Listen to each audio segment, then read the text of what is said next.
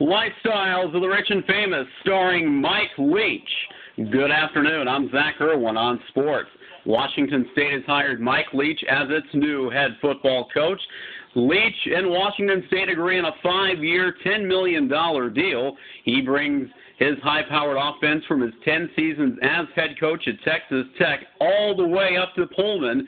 Leach taking over for the recently fired Paul Wolf, who had a 9-40 record in his 4 seasons on the job. The University of Georgia will not wear the Nike combat uniforms they wore in their season-opening loss to Boise State. Instead, Georgia will put on their traditional red jerseys as the quote-unquote visiting team, while LSU will wear their traditional home white jerseys for Saturday's SEC championship game inside the Georgia Dome. Georgia hopes to have freshman tailback Isaiah Crowell back in time for Saturday's contest. The Atlanta Falcons secondary is getting a little thinner. Cornerback Brent Grimes will have surgery on his right knee today and is out indefinitely. Head coach Mike Smith also said that cornerback Kelvin Hayden is doubtful for Sunday's game against the Houston Texans. A pair of 4 and 7 teams meet in the NFL tonight as the Philadelphia Eagles battle the Seattle Seahawks in the Emerald City.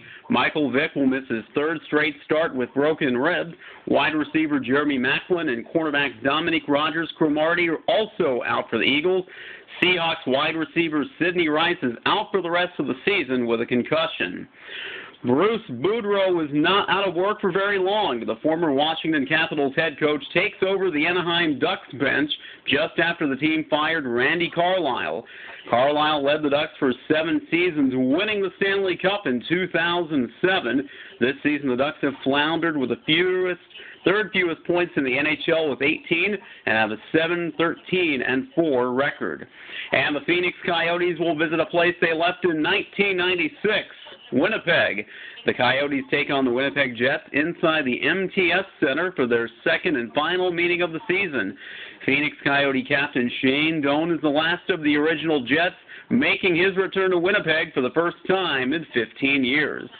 That's your look at sports news on a Thursday afternoon. I'm Zach Irwin.